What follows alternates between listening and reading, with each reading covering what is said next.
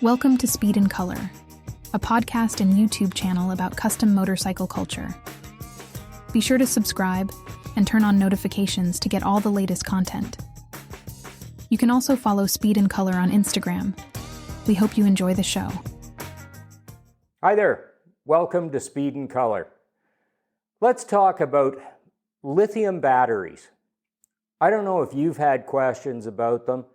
I was sure wondering about them, and for building bikes, I gotta tell you, I think they're the answer. Lead acid, heavy, larger, some concerns with spillage and, tipping it and mounting and everything else.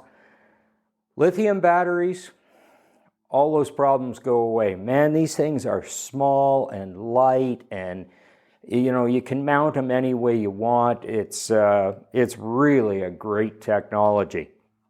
Before we get started on this, though, I do want to make sure that everybody understands I am not sponsored by Antigravity Batteries. Antigravity Batteries did not pay me to do this. They didn't give me the batteries. I purchased this stuff. I have determined for me that anti-gravity batteries are the best lithium option out there. They have great tech support. They've been wonderful people to deal with. They have taken an interest in me because of the podcast, but they have not paid me or supported me in any way to do this podcast. Just want to make sure everybody understands that going in. As I say, anti-gravity batteries, I chose them. I have used competitive brands or a competitive brand. Was not impressed with the support I got on that. Really, they didn't seem to know how to answer my questions or know the answers. And that, that's difficult. When you're using new technology, you need somebody who can help you out. Anti-gravity's been doing competition stuff and custom stuff and stock replacements, everything. And the product is proven. It's good. It works. And Antigravity Batteries has a good support system. They're great people. It was definitely the right choice for me. So that's why I'm using anti-gravity batteries. What I want to talk to you about first is the difference in lithium technologies. You'll notice that anti-gravity, and is it on here? Sorry, I just got to look. Yeah, they say right here, high power lithium ion battery. I have to tell you, and because I'm not sponsored by them or paid by them or anything, I can tell you this. The lithium ion, this is not a lithium ion battery. This is a lithium iron phosphate battery. All anti-gravity batteries, according to what they told me, are lithium iron phosphate. And we're going to go over the difference between lithium ion and lithium iron phosphate. Anti-gravity batteries kind of considers lithium ion to be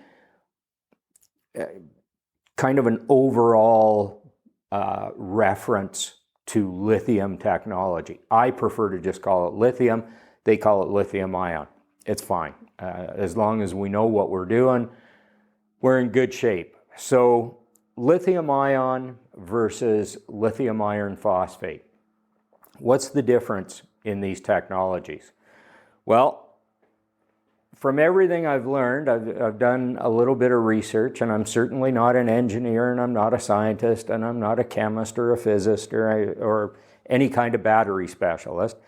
I'm just a guy who builds stuff. And for me, as I say, this technology is great, and I'll show you why in a bit here. But I wanted to look into this and figure it out. So lithium ion, I think, was probably the first of the technologies. And lithium ion has a lot of energy density. So it has really good energy per weight measurement.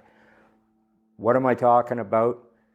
Lithium ion is 150 to 200 watt hours per kilogram. You don't need to know what that really means. It's just a good reference, just a good measuring stick. Lithium iron phosphate, in comparison, is about 90 to 120 watt hours per kilogram. So not as much energy per unit of weight. That said, lithium iron phosphate makes lots of power in a battery. There's no issue that way.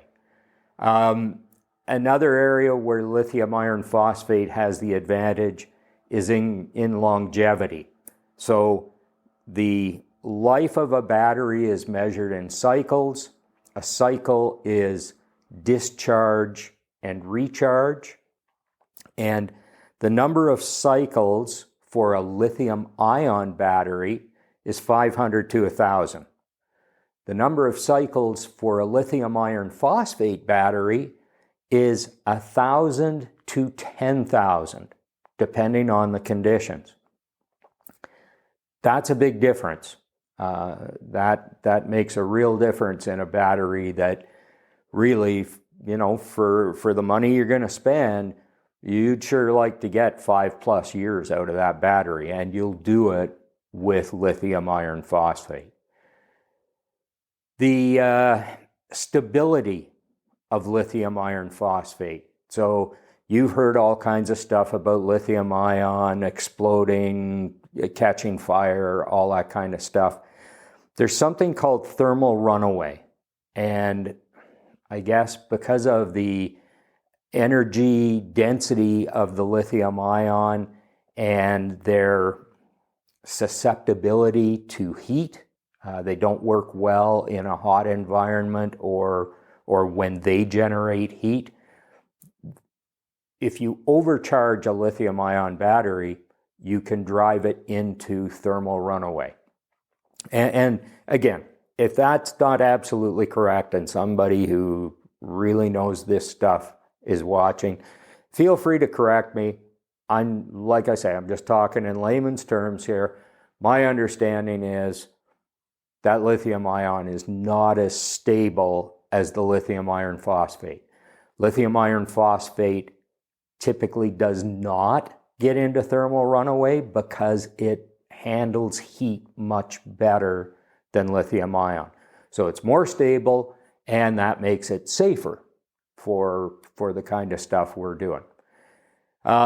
Lithium iron phosphate is not toxic or non-toxic. Lithium ion uses, I believe it's cobalt dioxide, which makes it toxic, and it's classed as, I believe it's classed as a hazardous material for disposal. That increases cost of getting rid of the battery, creates issues for disposing of the battery and everything. Lithium iron phosphate does not contain cobalt dioxide. It is not toxic, and it's not classed as a hazardous material. That makes it less expensive to dispose of and easier to dispose of. What else do we have with lithium iron phosphate? It's less expensive to produce a battery than with lithium ion. It really is, for our purposes, for vehicles, for power sports, it is a better battery technology. It's going to last longer, it's safer, it's more stable, it's going to resist heat. It's good. Maybe you're thinking, well, Bruce, what do we use lithium ion for? Lithium ion, because of the energy density, is used in mainly portable devices. So cell phones, laptops, tablets, anything like that where weight, size and weight is a real issue. That's where you're going to want to use lithium ion. That is the difference between lithium ion and lithium iron phosphate. I don't think you're going to find any vehicle application batteries out there these days that use lithium ion. I think pretty much all of them are lithium iron phosphate now. And if I didn't say it, I will say anti-gravity batteries, they are all lithium iron phosphate. They're all very stable, very safe, great technology, and the most current technology. That explains the difference between the two common types of lithium batteries. Now, let's talk more about anti-gravity batteries. All right, anti-gravity batteries. For power sports, and I'm not going to talk about the whole product line for anti-gravity batteries because it's huge.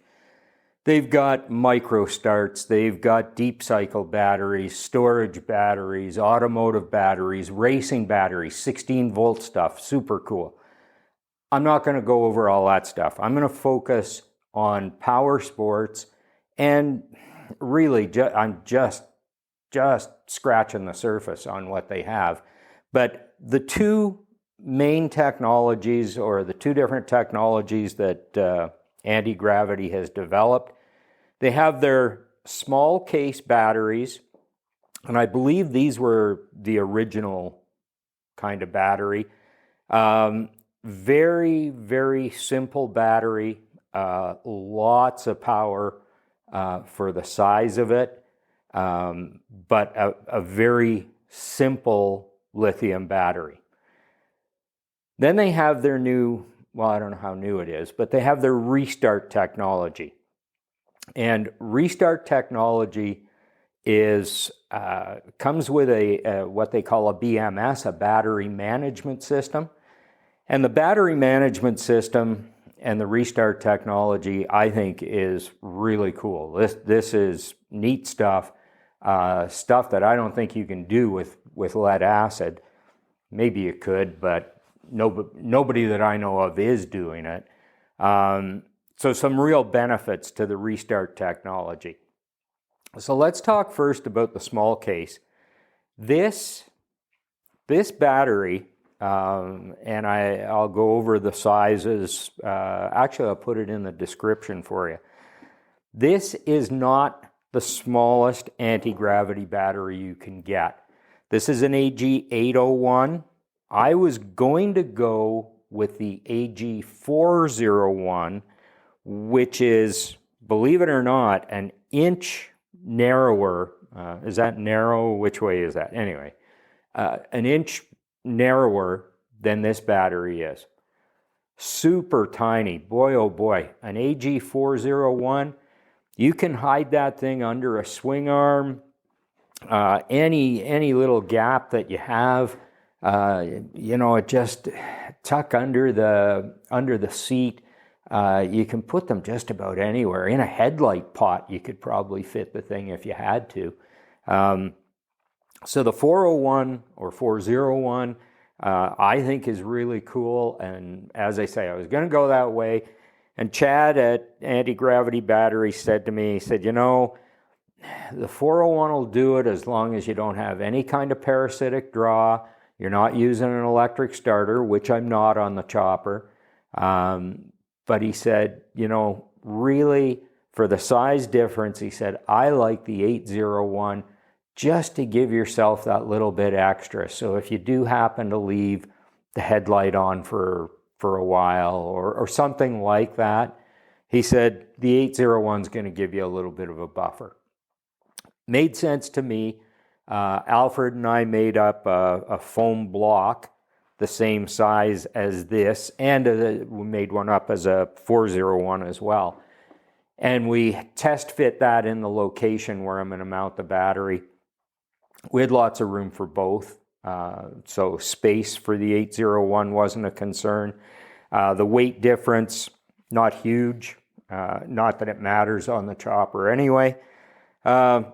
So based on Chad's recommendation, I decided to go with the 801. Again, as I said with lithium batteries, mounting this thing, you can mount it side on its side. You can mount it on its end. You can mount it upside down. You mount it on a swing arm, as I mentioned. It'll live just fine doing that. These things are great in terms of what you can do with them if you're a bike builder. This one is going to lay on its back in the location. This battery is 240 cranking amps and will give me 11 amp hours for whatever that's worth. But it will give me lots of power. And like I say, if I'm at a show and I keep turning on the headlight to show people or whatever the situation, this is going to have power for quite a while and shouldn't be an issue. That is something that I should probably talk about right now. No, I won't talk about that yet. So this battery is dead nuts simple. It is just power. It does have some technology in it or some circuitry to balance the charge in the cells, that kind of thing. But it has no overcharge protection, no over discharge protection. It is just straight power, and that's how they get it so small. This battery is a restart technology, and I believe this is the smallest restart battery available for power sports. Again, the size is really good. To give you an idea, size on this one is 4.37 inches by 2.37 inches by 3.75 and weighs in at 1.56 pounds. So, you're 3 1/4 by 2 1/4 by 3 3/4 for argument's sake. Pretty tiny. This one is 4.53 inches by 2.75 by 3.35 and weighs in at 1.3 pounds. Lighter, probably because there's not as much battery in here and there's more circuitry for the restart and for the battery management system. That would be my guess. Cool thing they do, I'm just looking at it, you get 2 positive posts and 2 negative posts. So this battery is able to be turned. You can turn it whichever, if your cables are coming up from the bottom, you're fine. Wouldn't matter if you mounted it that way, you'd be fine. So just makes it versatile, and I take it it's fairly easy to do for anti-gravity batteries, so it's a nice feature. Cranking amps on this guy is 150 cranking amps and 7 amp hours. So less punch than this little guy, but again, there's not as much battery in here, I don't think, and there is the circuitry for the BMS. So what does restart technology do for you? And again, this is very basic understanding. Anti-gravity, I hope I don't screw this up on you. Basically, restart technology monitors the battery, and this is part of the battery management system, monitors the battery, and when the battery gets to, I believe it's about 10.5 volts, it puts it into what they call a sleep mode. For me, even more basic, tells me it's monitoring the voltage, and when the voltage gets too low, it's shutting this thing off. Why is the battery voltage going down? Maybe you got a parasitic drain, maybe you left lights on, whatever. Something is draining the battery. So the BMS is saying, okay, we're as low as we should go on this battery, and it puts it into sleep mode. Now when you come back, you realize, oh, son of a gun, I left the lights on. They're not on now because the battery is shut off, but you realize what you did. All you have to do is press the restart button, and that wakes the battery back up. And at that voltage, you should have enough to start the vehicle. So it's kind of saving your behind from making that mistake that we've all made, or maybe the vehicle is left for quite a while with the radio on, or as I say, with some kind of parasitic draw. At that point, it will shut the battery off or put it into sleep mode. That's a really important thing I've learned too with lithium batteries. And these anti-gravity batteries considers 10.5 volts to be pretty much as low as you want to drain a battery, a lithium battery. The reason for that is lithium batteries are difficult to recharge if they get totally drained or drained beyond that 10.5 volts. That 10.5 volts is a safe number. You'd probably go lower than that. I don't know by how much. I think I may have read somewhere 9 volts, but 10.5 is a nice safe number. It's a good number to look at. So you really don't want to drain it below that. If you do, some batteries can be recovered. It takes a slow recharge to get them back. As long as there's no permanent damage been done by the over discharge. So there's a lot of caution involved there. I've heard of a lot of people who are doing different things to recover lithium batteries for other applications, electric scooters, that kind of stuff, or DC scooters, whatever you want to call them. But for anti-gravity, that's the number they work with, is that 10.5 volts.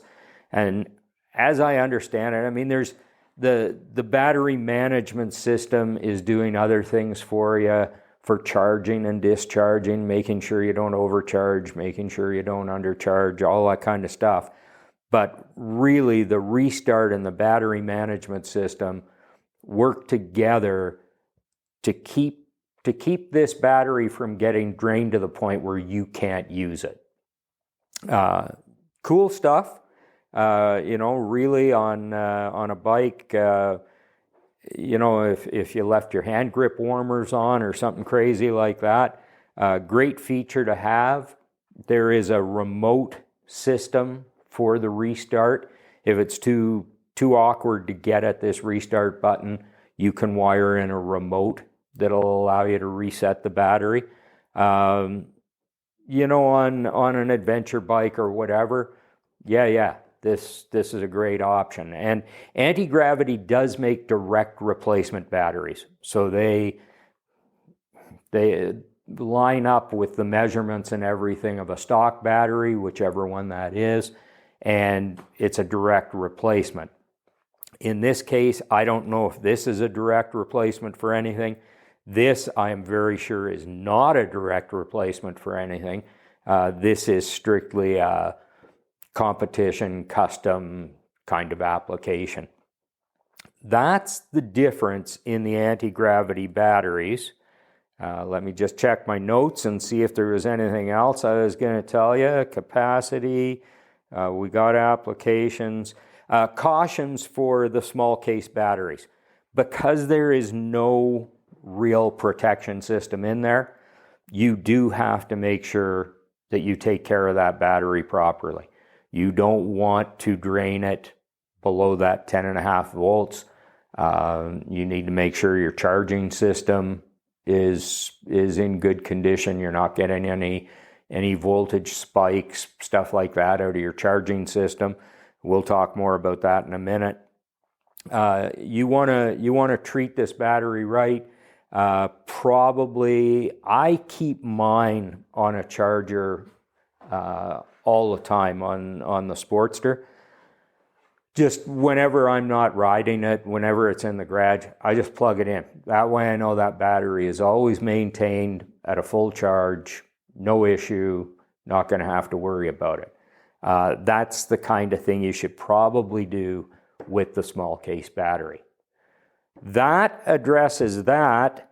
We'll talk more about chargers and some of the other things that you should know about using a lithium battery. Let's talk a bit about charging lithium batteries. Lithium batteries, lithium iron phosphate, we'll say. It was interesting. I had a young guy say to me here a while ago, he said, "Oh, I'm not going to use a lithium battery because," he said, "if your regulator goes, you'll have a fire. It'll explode the battery and you'll have a fire." And I thought, wow, okay. I guess that's possible and stuff. Looking into it and talking to the folks at Antigravity Batteries, there is a very real possibility of that happening. And what the main cause of that is old charging systems. So if you have a bike that is pretty much pre-1995, the charging system, you're going to want to check it out really well. And if it has an old style regulator that is mechanical rather than solid state, you want to replace that regulator. You want to get a solid state regulator in there. The problem being that those old style regulators that are mechanical, the contacts stick, different things happen, and they give voltage spikes. And voltage spikes, lead acid batteries handle voltage spikes really well. As a matter of fact, I believe that's what they use when they desulfate the plates or whatever. Lead acid battery chargers, that's one of the things they do, is some of them will have a desulfate setting. And that's what it does, is it applies voltage spikes to the battery. Those are really bad for lithium batteries. So you don't want that happening. That said, anti-gravity tells me most of the issues with battery problems are going to be voltage regulator related, and it's going to be Harley Davidsons and Japanese motorcycles pre-95. Anything with those mechanical regulators. If you're running current technology, even on an old XS650, if you've put a new charging system on it, which a lot of us do, you're going to be fine. You just want to make sure that that regulator is good, that the voltage output is constant. I think they're looking for 14 volts roughly from the charging system, but that it's stable with no spikes. That's the biggest thing. Really, lithium iron phosphate batteries are compatible with any current automotive charging system. They work just fine. So those myths can be put to rest. We're really talking about old stuff. And if you're doing a vintage bike and you really want to run that old style regulator, run a lead acid battery. Lithium's probably not the answer for that. But if it's a custom application, if it's an update, whatever, then lithium is just great with the current charging systems. The other thing in terms of charging, I mentioned to you that I put the charger on the Sportster all the time. Do not use a battery charger intended for lead acid batteries. Technology isn't the same. They don't work quite the same. The recommended charger is Optimate.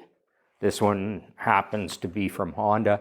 But Optimate is the preferred charger, and I believe Antigravity Batteries recommends this on their website.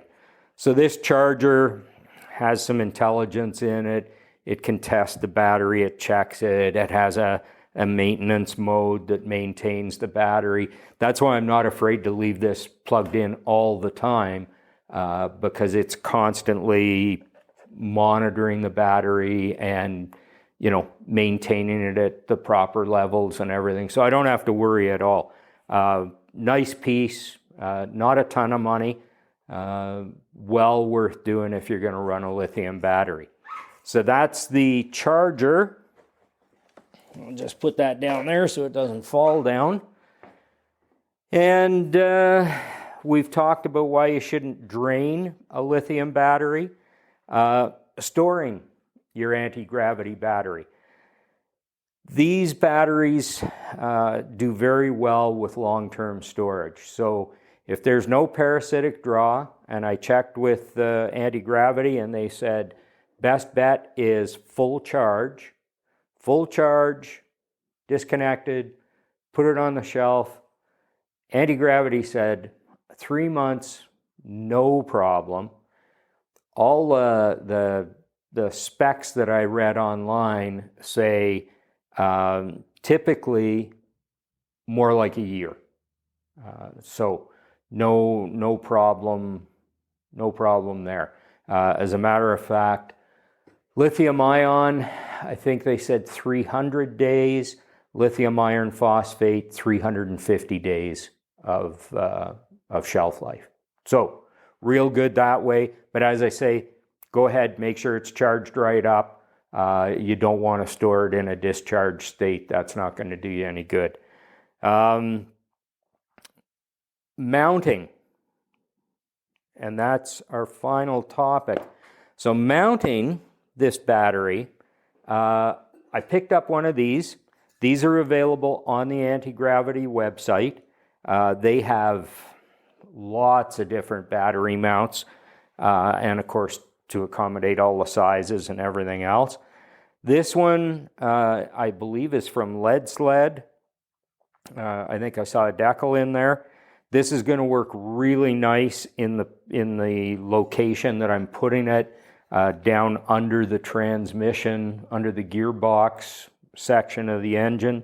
Laid flat like that, should be really easy to build some mounts off the frame. That'll make that nice.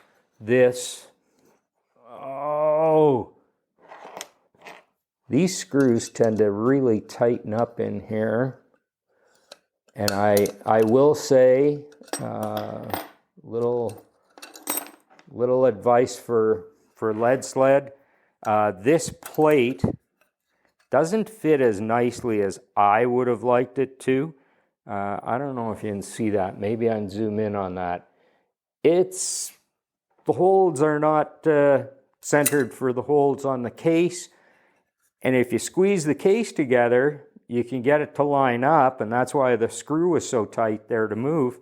But if you look at the way this thing is bent, you really shouldn't have to squeeze it. It's kind of odd that way. The other thing I noticed about this mount, and again, hopefully I'll be able to show you that, Lead Sled should really invest in either sharpening their countersink bit or getting a new one, because it kind of did more burning into the aluminum than it did actually cutting. The thing is okay. It's bent properly. It fits the battery just fine. As a matter of fact, it's nice and snug in there. I'm sure when I get that top plate on, it'll be nice and tight that way. Lets you see the name. This will lay down there. You will be able to see it if you look down towards the bottom of the engine. And I'll put it in place and show you. I'll get a picture of it. Nice light mount, fits the battery well. It's okay. I think production quality could be tweaked a little bit just to make it a little bit nicer. But it's going to work fine. It'll be all right. Like I say, though, there's a whole bunch of different battery mounts available from Antigravity. They're all on their website. Antigravity has all kinds of accessories. Also, Antigravity has some really good videos on batteries. If you're looking to learn more about lithium, the characteristics of it and how to work with it, lots of videos there. I'm going to put a bunch of links. Well, I shouldn't say that. I'm going to put all the links I can in the description below and link you over to their YouTube channel or their website to some of the videos that I found useful. So that's pretty much everything on anti-gravity and lithium batteries. I hope this is helpful for you. As I said at first, I'm sold. I just think it's fantastic. Finding a place for that on a chopper is pretty simple. And this made my decision on the electrics for the XS650.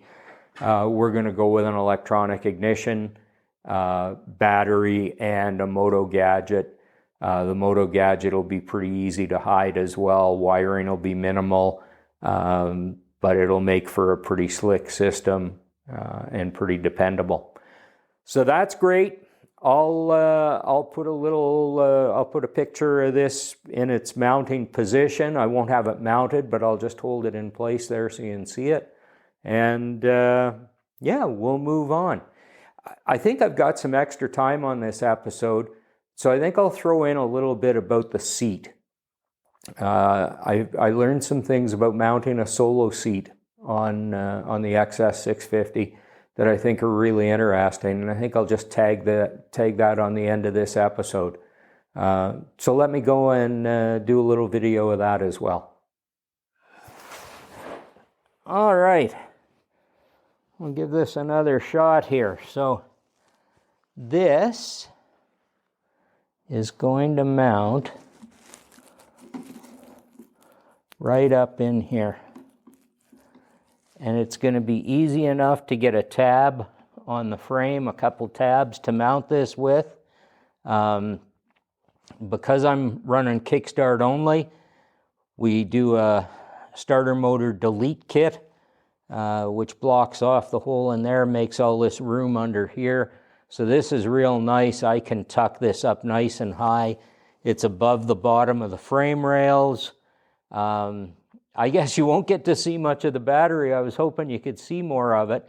And the other thing is, I'm thinking that if I want to hide the wiring, I can just drill a hole into the backbone here and take my wiring straight into the backbone and up, and that'll be pretty slick.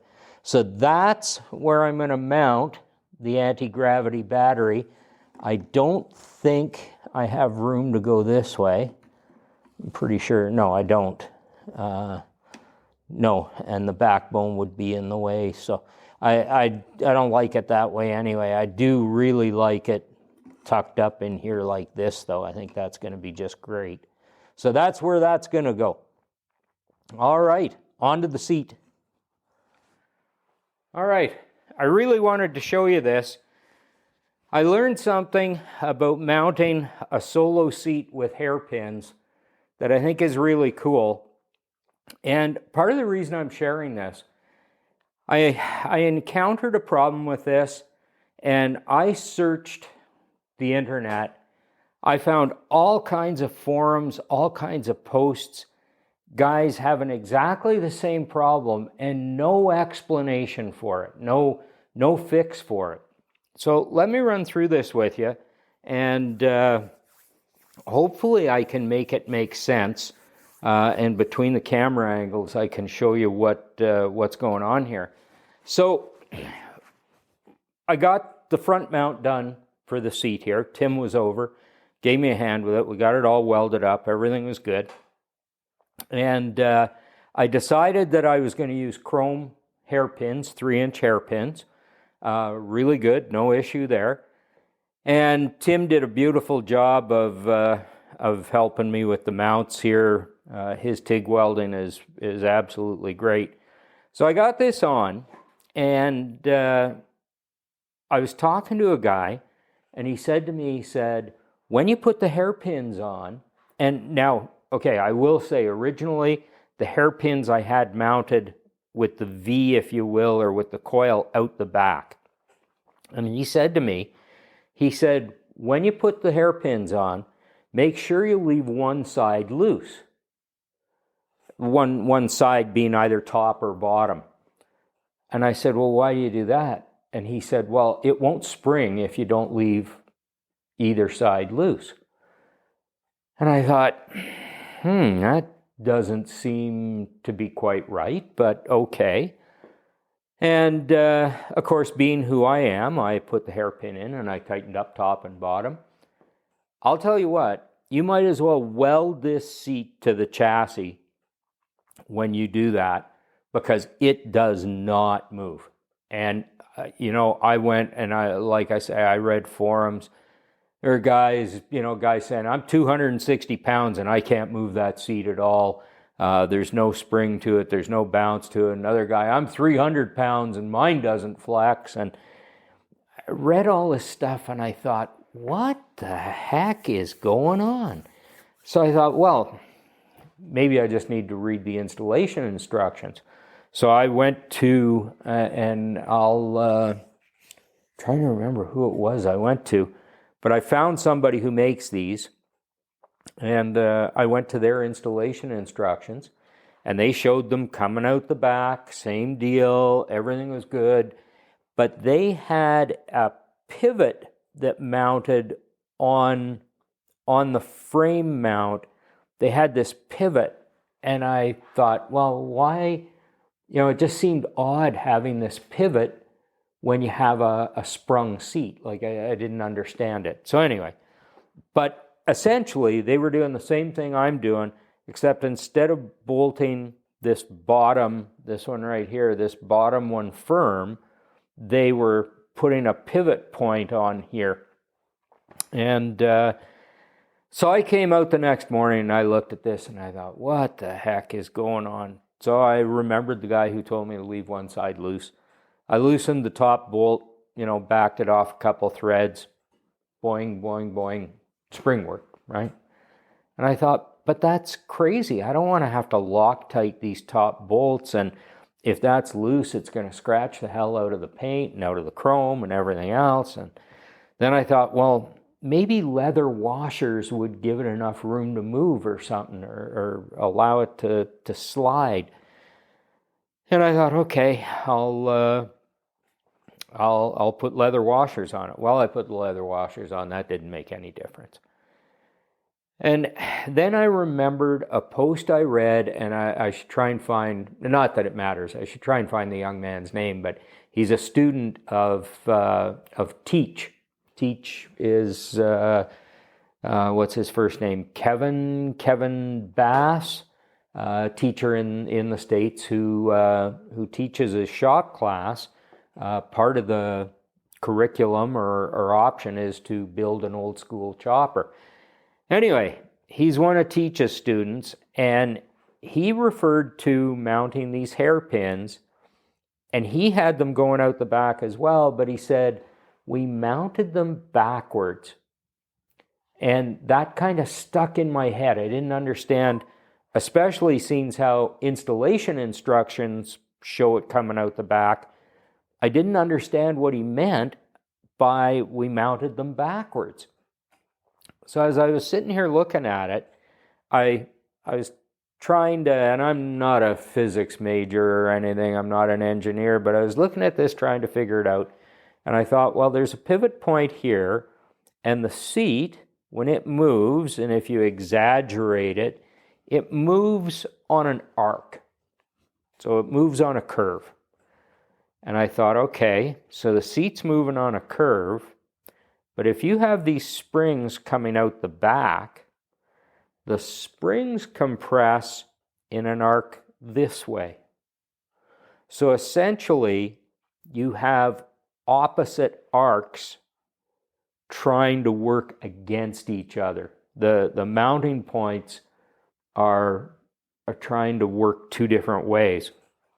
And I guess if you were to analyze it physics-wise, what you're really trying to do is you're not going to be able to compress the spring because you can't The seat's not going to go on the arc of the spring, but what you're trying to do is bend this straight piece off the mount. That's the only give in that spring when it's mounted like that, is in the actual straight piece. And this is pretty stout stuff. You're not going to bend that much. So I determined that it was these opposing arcs that was preventing the seat from being able to move. And I thought, well, that should be a fairly simple fix. If I turn this spring 180 degrees and put it under here, then now we're working with two arcs that are going in the same direction. And believe it or not, that fixes the problem. This seat works beautifully now. So, because I couldn't find the answer on the web, I'm going to share that with you guys. That appears to be the fix. Everybody who's mounting these springs out the back, I don't know how you're making it work. Well, leaving it loose will work. But I believe the proper way to mount these hairpins is to bring them forward and have them under the seat.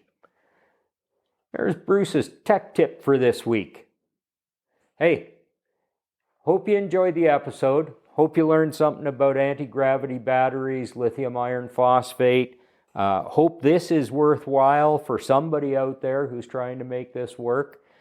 You know, if you like what you're watching, please hit subscribe. Give me a like, a thumbs up, ring the bell, turn on notifications. I'm going to do a build stuff episode on this as well, because I think it's worth sharing that way too.